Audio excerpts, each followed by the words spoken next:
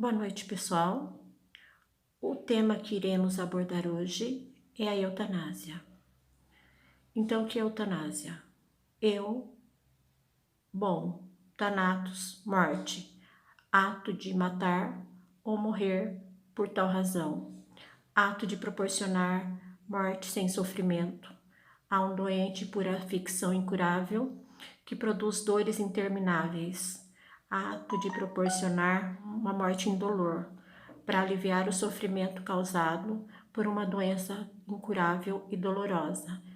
Realmente é realizado por um profissional de saúde mediante expresso pedido da pessoa doente. A eutanásia nos leva à ideia de uma morte sem sofrimento.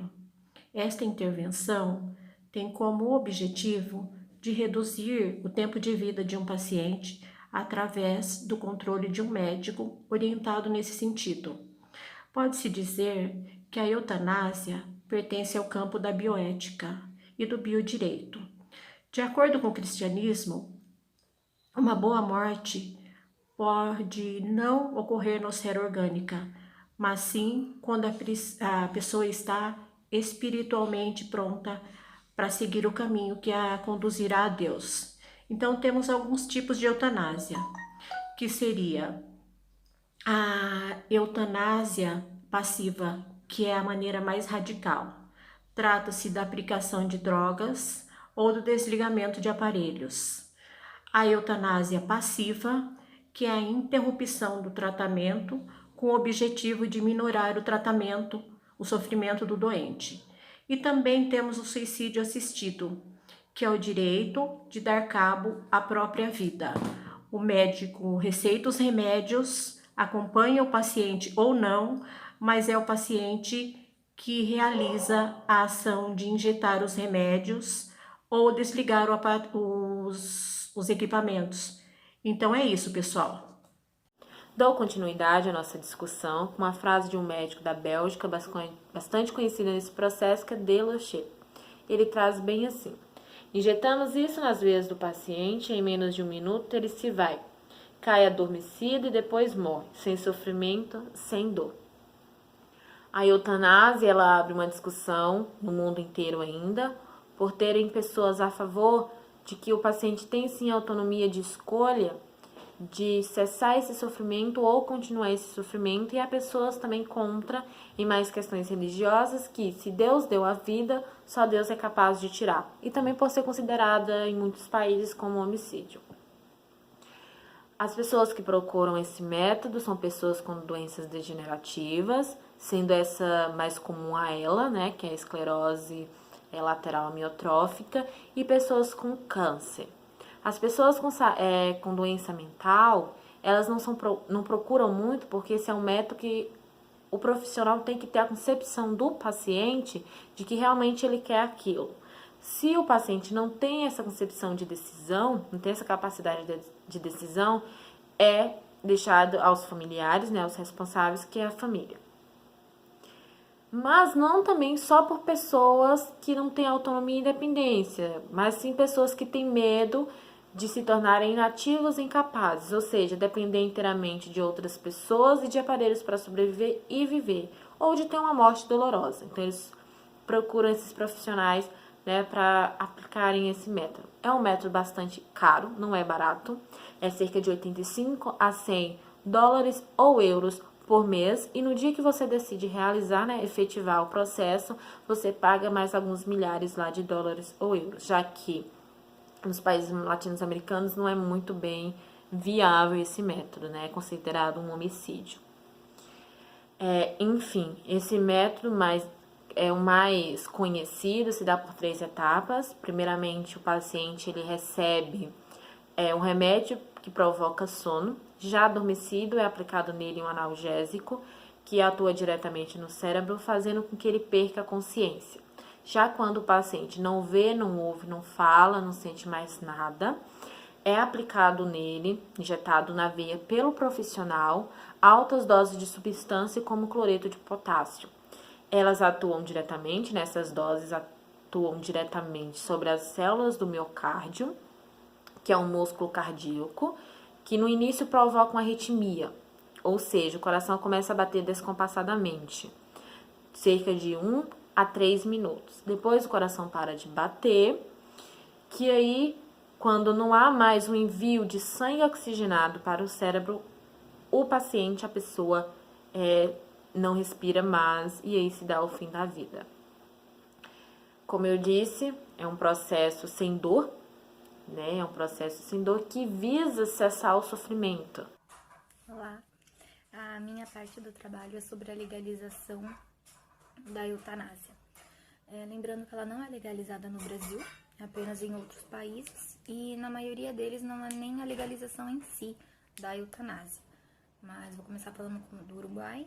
O Uruguai ele é um país que ele não tem autorização mesmo da eutanásia, mas em casos em que ocorre o ato, o juiz ele é autorizado a isentar da pena a pessoa que tiver praticado a eutanásia, desde que ele tenha bons antecedentes, que seja comprovado que a pessoa que pediu pelo procedimento, ela seja uma pessoa que estava passando por necessidades, que seja comprovado a doença sem cura e que ela esteja passando por muitas dores também. Já na Bélgica e na Holanda, são 2 países que têm autorização da prática da eutanásia, e a única diferença é que a Bélgica, no início da prática, eles não admitiam que fosse praticado em crianças, somente com a autorização dos pais, mas atualmente não tem mais essa restrição, desde que a pessoa tenha uma doença incurável, ela demonstre que ela precise, de certa forma, dessa prática, ela pode fazer também. Aí, os Estados Unidos já é um pouco mais longo, um pouco mais complicado, porque cada estado, ele tem uma regra. Então, eu vou citar alguns aqui. O que eu percebi é que, no geral, tirando as particularidades de cada um, nenhum deles tem a autorização mesmo, que descreve que a pessoa pode estar praticando o ato de eutanásia. No estado de Vermont teve essa exceção, porque uma médica teve que praticar na própria mãe, porque a mãe estava insistindo muito, e daí eles acabaram entendendo que tudo bem. É como se fosse tudo bem se você praticar a eutanásia, mas não é algo que seja incentivado, não é algo que seja colocado como permitido. De todos os estados é basicamente isso. Não é algo que seja colocado no Código Penal como uma forma para aliviar um sofrimento, mas se a pessoa estiver passando por uma doença incurável, tiver dores e nenhum remédio está fazendo diferença, e se ela demonstrar, a pessoa ela tem que estar ciente. Uma coisa que é muito marcada é isso, a pessoa ela tem que demonstrar que ela quer a eutanásia.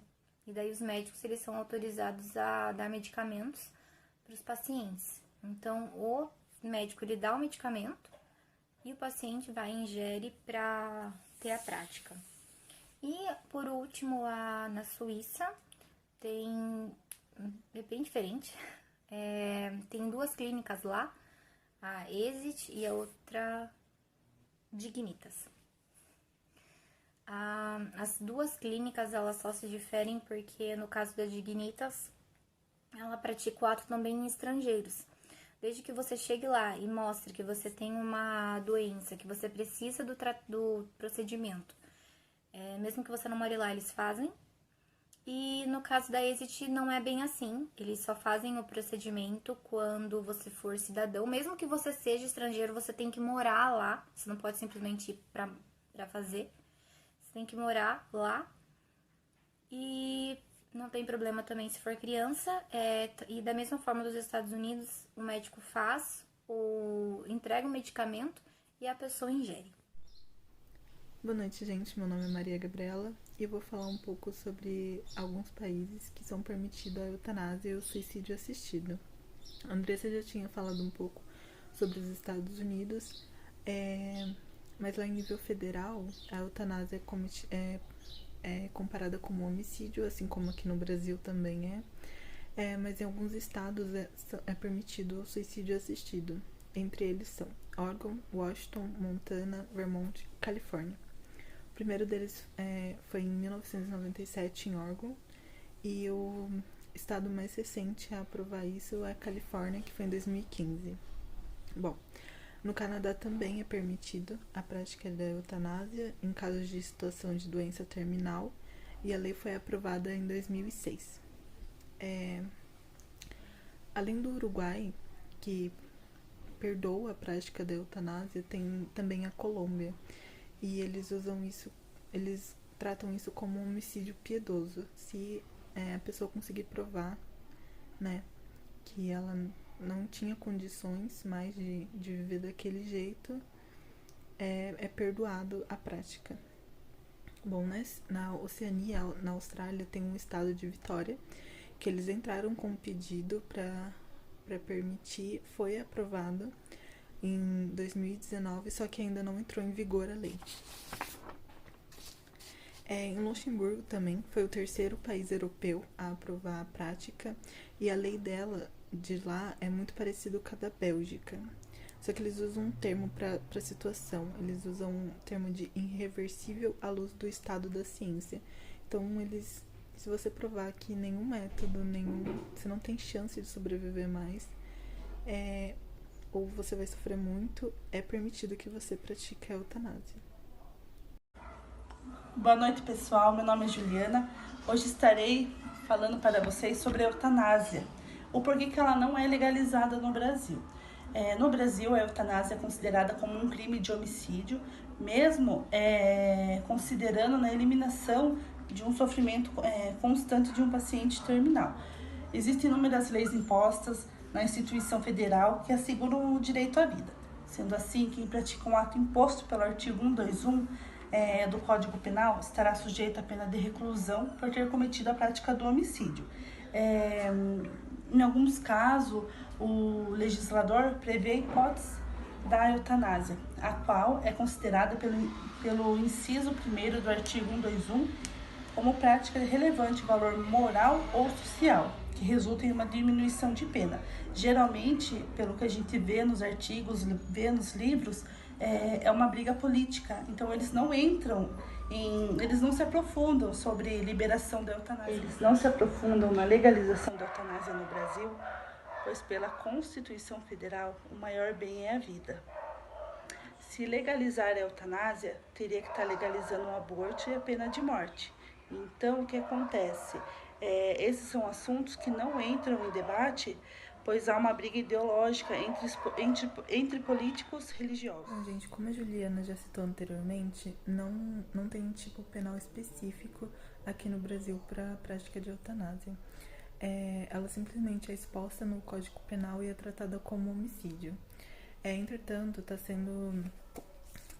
existe um projeto de lei que visa deixar a eutanásia mais específica, e eles propõem um terceiro parágrafo no Código Penal, e a pena seria de 2 a 4 anos. Além do Código Penal brasileiro, eu também achei nas resoluções do Conselho Federal de Medicina uma citação que veda os médicos de cometerem a eutanásia. A resolução é de 1931, 2009, o artigo 41. Além de falar que o médico não pode, veda o médico a cometer a eutanásia, ele também fala que o médico deve oferecer todos os cuidados paliativos, sempre considerando a vontade do paciente. E esses métodos, eles têm que ser métodos que realmente sejam efetivos para dar certo. Então, além do Código Penal, também a gente tem o Conselho Federal de Medicina, que não sugere a eutanásia. Existem vários filmes que abordam o tema eutanásia. Eu vou falar dos 2 que mais me chamaram a atenção. O primeiro filme é o filme Como Eu Era Antes de Você e a relação que ele tem com o suicídio assistido. O filme conta a história de Will Traynor, que era um atleta de esportes radicais que logo no início do filme ele é atropelado e fica tetraplégico. A família dele procura uma cuidadora e contrata Louisa Clark, que é bem animada, bem alegre, bem simples, é de família humilde. O Will, ele é rico, foi bem criado, teve uma carreira promissora, mas agora ele é cínico, mal-humorado, pessimista, ele não se aceita e não aceita o acidente. E a opção dele é acabar com a vida que ele levava agora, porque ele não...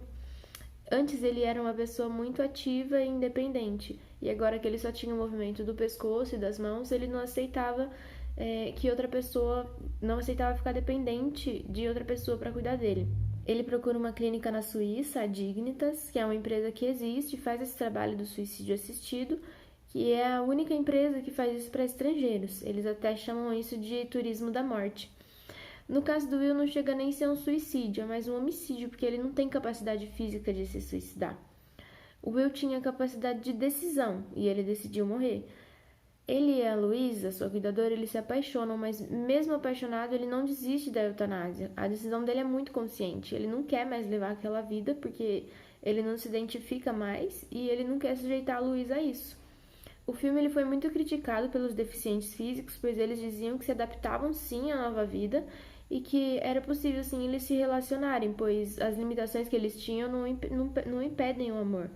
E para eles o filme reforça a ideia de que os deficientes não podem viver bem. E no caso do Will, ele não queria aquela vida que ele tinha agora, ele queria aquela vida que ele tinha antes, ele não se identificava mais com a pessoa que ele era naquele momento. E no caso dele não tinha chance de recuperação. E é digno forçar uma pessoa a viver se ela não quer mais viver? Se ela não se aceita, ela não aceita a vida que ela tem e ela não tem a capacidade física de se suicidar? Não é digno, chega até a ser uma tortura. Tem uma psicóloga, a Eliane Lemos, que ela diz que o filme trata de uma reflexão sobre a quem pertence a vida e quem pode decidir se ele se fica e se lida com os desafios da tetraplegia. Ela fala que o ponto mais perigoso da produção é o risco de associar a deficiência a um quadro de doença, que faz com que o suicídio assistido seja um pouco mais compreensível. Ainda assim, segundo ela diz que o suicídio assistido não deve ser considerado nem crime nem pecado, porque é uma decisão, deve ser considerada uma decisão pessoal do indivíduo e em alguns casos até da família. Morrer dignamente é direito de qualquer pessoa, e mesmo a morte estando relacionada diretamente ao indivíduo, é preciso olhar para as pessoas que estão ao redor, as outras pessoas que vão ser impactadas com isso. Mas o paciente, ele aprende a lidar com sentimentos e emoções desafiadoras. E o desejo que ele tem de morrer não significa que ele quer desistir de lutar, mas que ele quer parar de sofrer. O segundo filme que eu quero falar é o filme Uma Prova de Amor e a relação que ele tem com os desejos do paciente. Sobre esse filme eu vou abordar uma questão mais ética, que seria a autonomia do paciente. O filme ele trata da dor de uma família em lidar com o câncer da sua filha e de como eles adaptam as suas vidas para proporcionar alguns instantes a mais para Kate. A trama ela se desenvolve com os questionamentos da sua irmã mais nova, Ana, que foi concebida in vitro com o objetivo de salvar sua irmã, que foi diagnosticada com leucemia aos 2 anos. E os seus pais, aconselhados pelo médico, tiveram mais um filho geneticamente modificado para ser doador de medula para Kate. A Ana é concebida e desde pequena sua vida é baseada em fazer exames doloridos para salvar a vida da irmã. Chega um momento em que para Kate sobreviver ela precisa do transplante de um rim e a única doadora compatível é a Ana. Mas é preciso também deixar claro que o prognóstico médico seria de que mesmo que a Kate recebesse o rim transplantado, ela não teria muito tempo de vida. A Ana procura um advogado e solicita a emancipação médica, que mesmo sendo menor de idade, ela queria decidir se ela doava ou não o rim para sua irmã. Ela não queria doar. O processo de morte é bem presente no filme e é possível identificar alguns estágios de negação, de barganha, de raiva, de aceitação, de isolamento. Segundo Maria Júlia Kovacs, que é uma pesquisadora que reflete sobre a morte, raramente os pacientes são consultados sobre os seus desejos.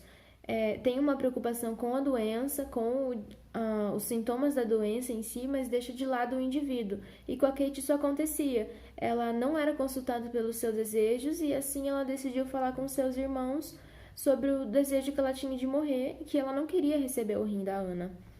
O processo cirúrgico já estava decidido pelos pais e pelos médicos, mas ninguém consultou a Kate. A Sarah, a mãe, ela também passa por muitos momentos de raiva do médico, da doença, do seu esposo, raiva da Ana, porque ela não queria doar o rim para Kate. Ela estava sempre entristecida por ver o sofrimento da filha, porque ela passou a vida toda para deixar a Kate bem, para deixar a Kate feliz, e no fim a Sarah acaba aceitando que a Kate queria partir.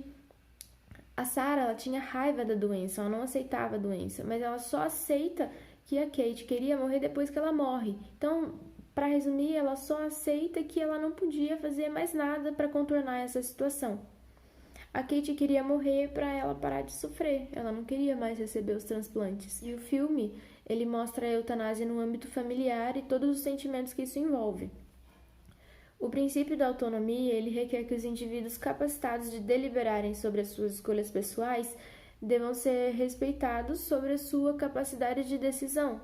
As pessoas têm o direito de decidir sobre as questões relacionadas ao seu corpo e à sua vida, e qualquer ato médico deve ser consultado o paciente. Com a Kate isso não acontecia.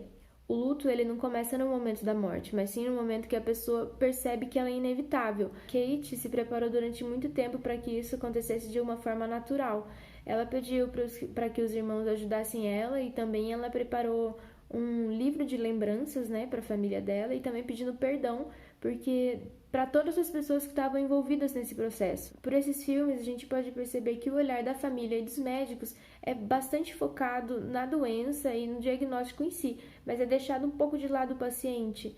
E assim deixa de lado a autonomia dele, a capacidade de decisão que ele tem, e isso acaba sendo esquecido.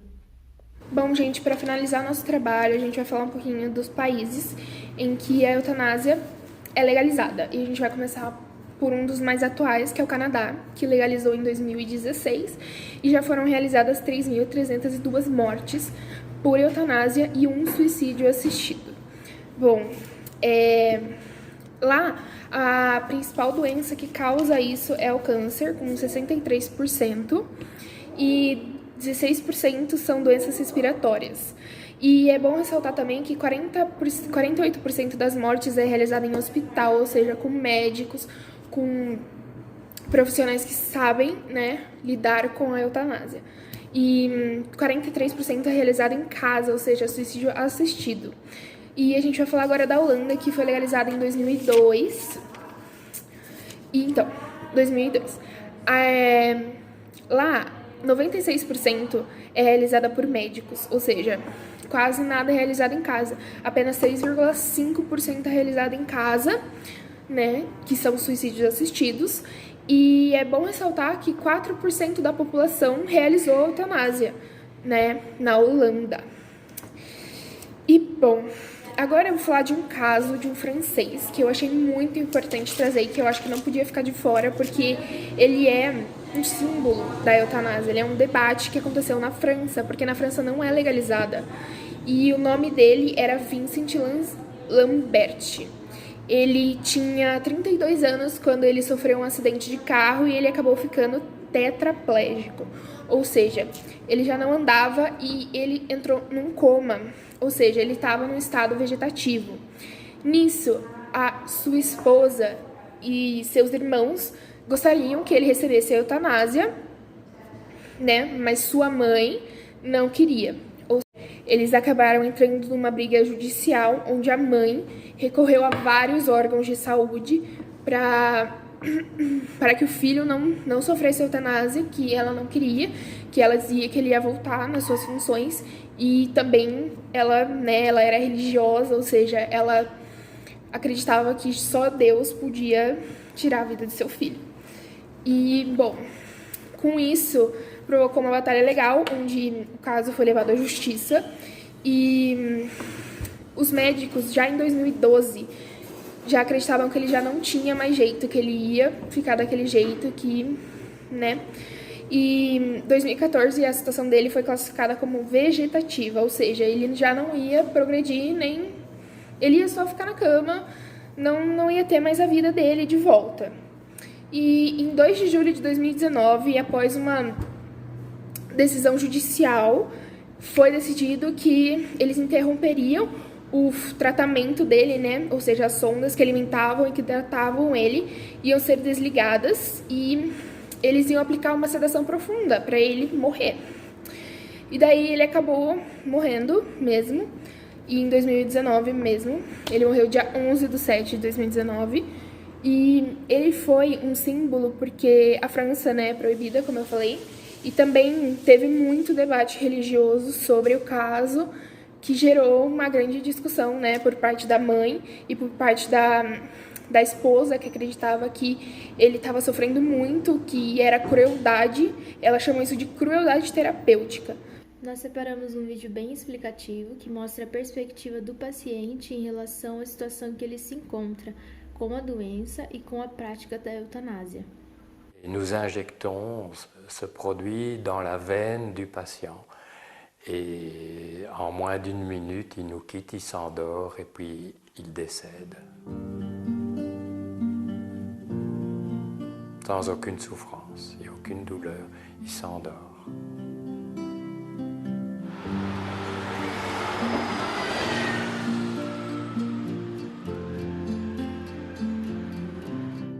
Que nous allons tous mourir et j'ai le droit, moi, d'exiger une qualité pour ma fin de vie. Vous êtes au dernier soir de votre vie. Tout à fait. C'est arrivé demain matin.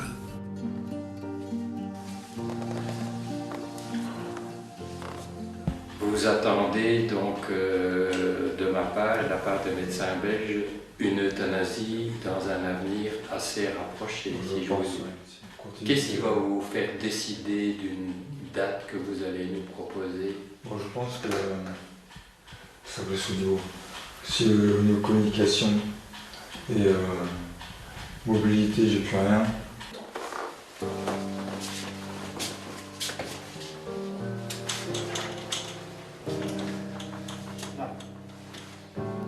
C'est bon? Oui. On va basculer. Tu vas prendre les jambes? Oui, oui. Vous me dites,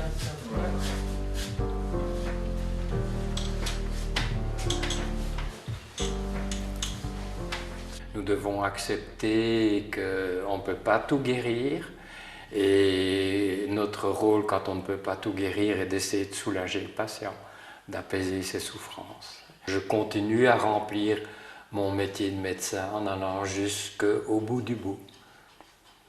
Les enfants peuvent être là ou pas là?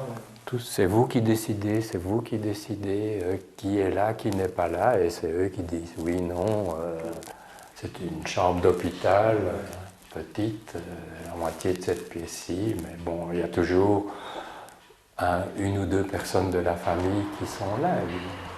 Mais c'est vous qui décidez tout ça. Merci beaucoup. C'est la première fois que je vois quelqu'un arriver ici à mon bureau en ambulance. Il n'aurait pas pu utiliser d'autres moyens de transport, c'était impossible. Il remplit les conditions nécessaires, il a fait une demande écrite. J'ai le document, donc il a cette maladie qui est grave et incurable et il a des souffrances inapaisables. Il remplit les 3 conditions de base.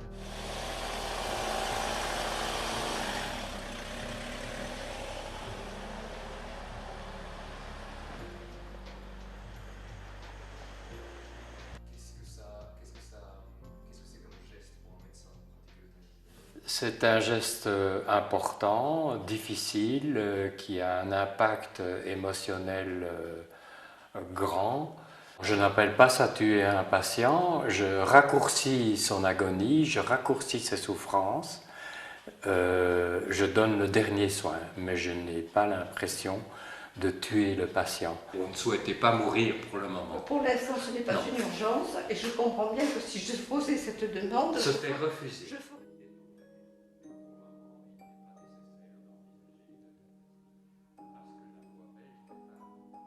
Je considère que la mort, ça se regarde en face et si on peut, on l'attend debout. Et c'est un sujet qui nous concerne tous parce que nous allons tous mourir et j'ai le droit, moi, d'exiger une qualité pour ma fin de vie. Je ne veux pas finir dans un pissoir. Je suis une patiente de M. Delocq pour envisager une solution que je qualifierais de plus humaine et de plus efficace.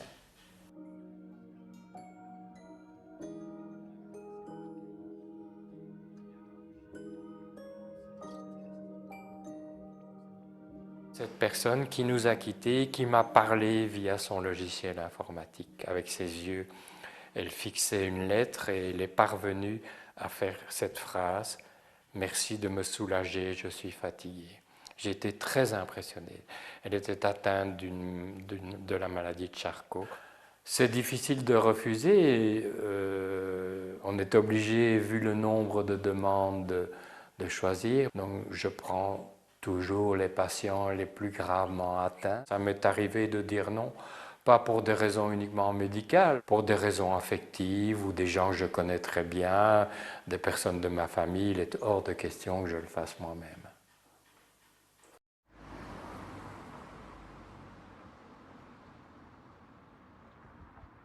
Je viendrai vous dire bonjour, voir si vous n'avez pas changé d'avis pendant la nuit. Je sais pas. Non, ça risque pas. Ça m'étonnerait. Et le professeur viendra vous dire bonjour et puis on ira préparer les produits qui vont vous endormir. Voilà, c'est fini pour vous. Pas de problème. Vous ne pouvez pas imaginer le soulagement que j'ai eu la première fois que je suis venu à Bruxelles et que j'ai rencontré le docteur, de savoir que ça pouvait se faire. Ça m'a enlevé un poids que j'avais sur la poitrine qui a disparu. J'étais même transformé en me disant, ça y est, enfin, une issue. Tu n'auras plus ton mot à dire. Vous n'aurez plus rien à dire. At the very beginning, he told me, I will struggle up to the end. You know, I will do all my best to be cured. But actually, all the very heavy treatment didn't work. So now he's given up. Dans le secteur professionnel ou... Non, c'est insupportable. Je vois ma femme freiner un petit peu, bien sûr, elle veut gagner du temps. Et je dis, ne cherche pas trop à me gagner. Une nuit, je vais me buter la paillasse. Et je me suis retenu quand même, parce qu'il faut être digne. Je peux faire ça dignement. C'est pour ça que je suis vraiment reconnaissant. Grâce à vous, je vais mourir dignement. It was difficult for me to accept it. And I say, the longer time we are going to wait, the better. But such is life, you know. Time has come for him to stop his life, because his life is not his life anymore. He has been too fed for nearly 1 year now. So he said, I'm like a dog, I feel like a dog with a leash. You know, it's a bit inhuman. Là, vous êtes au dernier soir de votre vie. Tout à fait. C'est réglé demain matin. Mais on en rigole depuis pas mal d'heures. J'ai du mal à les faire rire, hein. Mais au moins Isabelle est préparée plutôt que je meure d'un accident, comme ça peut arriver, que ça va m'arriver. Mais là, au moins, on a tout préparé. C'est pas le cancer qui me prend, c'est moi qui décide.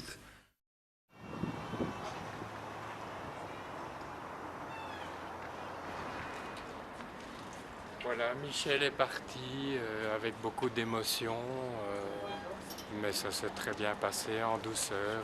Il n'a pas dormi une minute de toute la nuit, ça a été très long. Il nous a dit merci encore en partant.